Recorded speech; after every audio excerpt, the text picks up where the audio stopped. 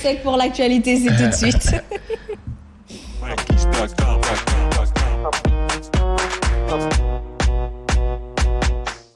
Aïcha, coronavirus, Diouf Sarr informe que cette deuxième vague est plus virulente. waaw information principale moom bi ñi nga xam ñu ngi koy jox ci wàllu coronavirus. muy jóge ci département de la santé bu Sénégal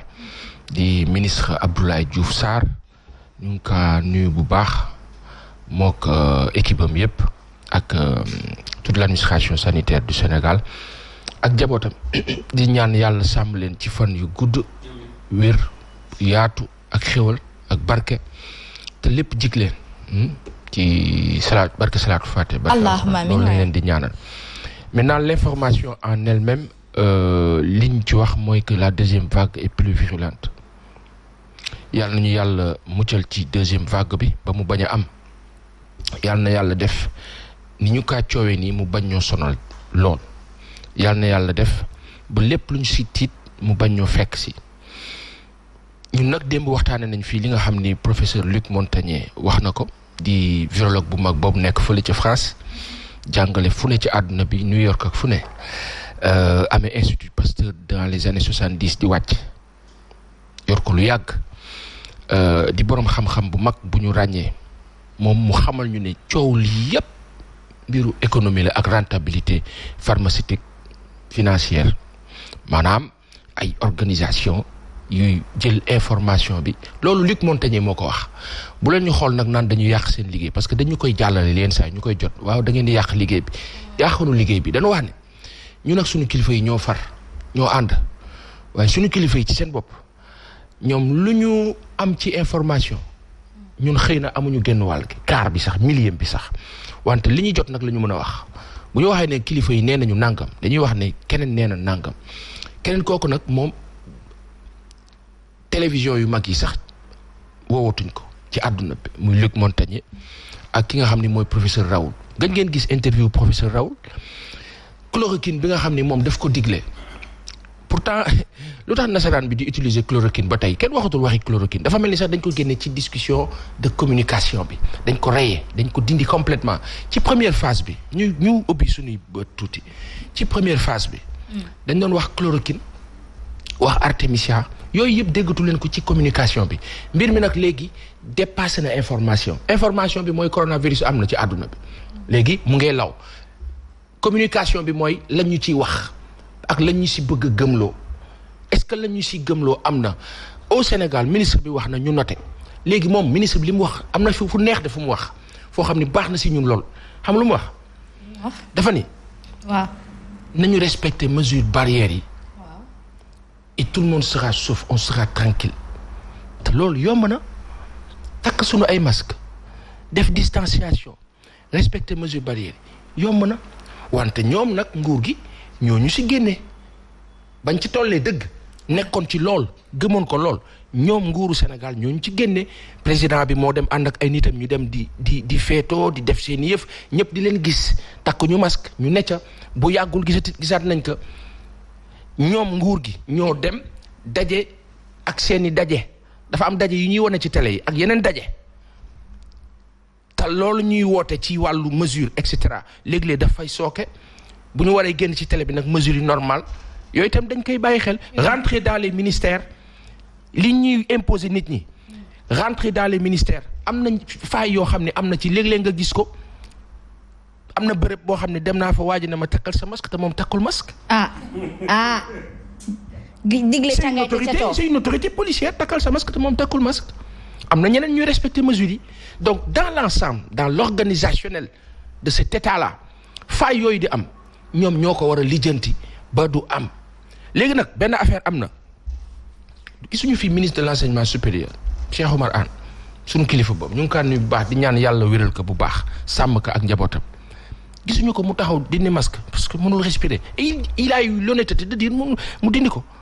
donc yooyu aussi c'est des faits à relever donc yéen ñuy wan yéen ñuy woo fenn fi ne feneen donc fenn fi ngeen di ne feneen loolu foog ngeen rectifier ko beneen bi mooy que li ministre bi wax ñun ñëpp daañu si tënku ci loolu la ñu war a tënku ginnaaw looloo fi ne amuñu choix bi wante nag xasma yàlla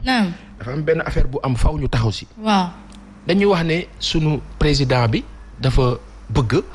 passer outre l'Assemblée nationale pour mën a décréter état d'urgence en cas de pépin à chaque fois que c'est nécessaire waaye ñun ñaan nañu yàlla muccal ñu ci pépin.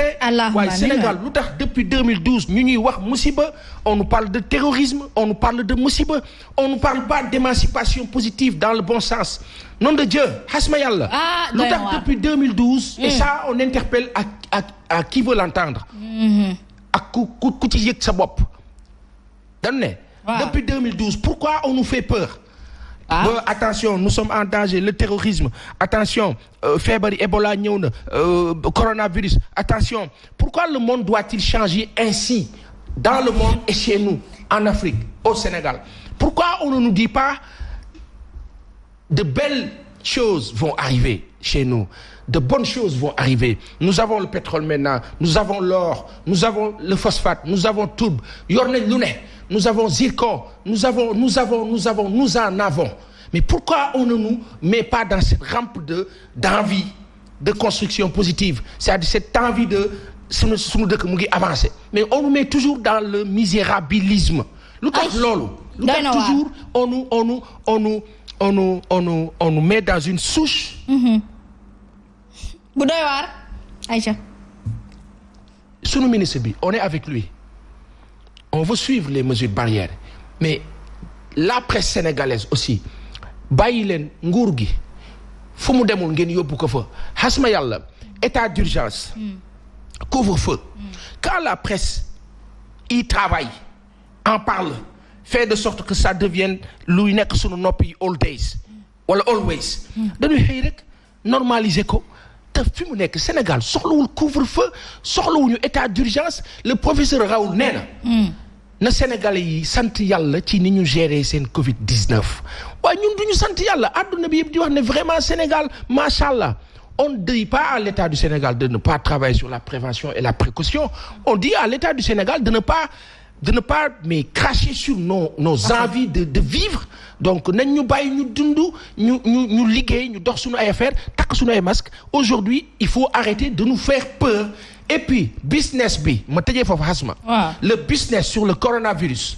tous ces acteurs là yi nekk ci coronavirus tout le monde est payé ñii dañuy am per diem chaque jour ñii dañuy am kuy am per diem chaque jour nag du bëgg corona jeexa donc il faut que ces gens là ñu arrêter tuuti on va respecter les mesures mais qu'on arrête quand même la qu'on ne nous enferme pas voilà présidence de la République plus d'une cinquantaine de conseillers menaceraient de quitter brièvement su fekkee ne information bi c'est vérifié parce que jéem naa ko vérifier mais lu tax ma ci wax ça paraît mais insolite ça paraît insolite Seneweb en a parlé les gens en parlent mon problème xam nga lan la xasma yàlla li gën a doy waar ci jamono bi ci réew bi actuellement mooy information buy jóge ci nguur gi ci jamono au temps de Wade daan nga ko am mais buy jóge ci nguur gi jamono bi ñuy jot souvent mooy bi ñu bëgg ñu jot ko xasma dafa am de grands journalistes yu fi nekkoon et loolu c'est quand même un cri du cœur boo xam dana kaa def dafa am de grands journalistes yu fi nekkoon émérite ñu bëri dañ laan daan dégg ba 2012 c'est des éditorialistes ils font de bons éditos de bonnes analyses etc ba bi président Abdoulaye Wade di fi jógee toutes ces personnes là parlaient faisaient des directs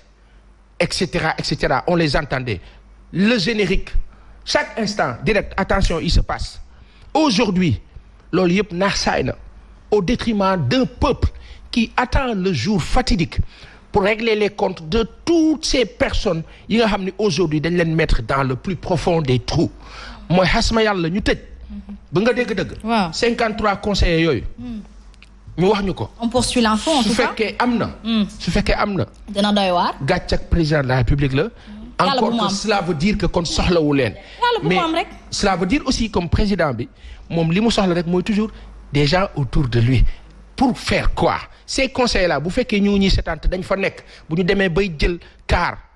transport en commun ne ay conseillers lañu bu ñu demee ba ne amuñu bureau bu ñu demee ne gisuñu président mënuñu ko gis mais lu ngeen fay def soyez avec le peuple vous avez été trahi parce que xeexoon ngeen ci jamono vous avez perdu benn affaire moo am il faut accepter la défaite il faut accepter la défaite et la victoire tous dignité et la seule victoire qui compte aujourd'hui Hasma. naam. bala neexee ut tëj sa émission. xam nga ban victoire la ban victoire la. c'est celle du peuple. Et c'est le peuple qui gagnera toujours. Exact. Papa Sansek, merci beaucoup. Merci. Merci professeur. jërëjëf. Merci, à jeudi.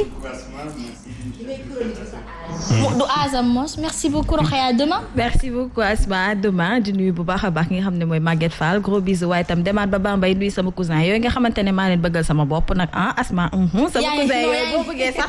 ma may la foofu nga nekk jaareel nuyu bu baax a baax Bakary Sarr ak Mbaye Sarr nag ngeen jéggal ma ko rek Aïcha Lisa merci beaucoup ba demain. Merci beaucoup Asma daal yu rafet yi ma sol nag. Sama petite sœur Vanessa moo ma ko may jógee ba France indil ma ko je vais lui faire un petit coucou depuis Gorée. Parfait, merci beaucoup à vous charmants téléspectateurs, chers internautes, merci. Une petite théologie, voilà, M collection, M60 collection.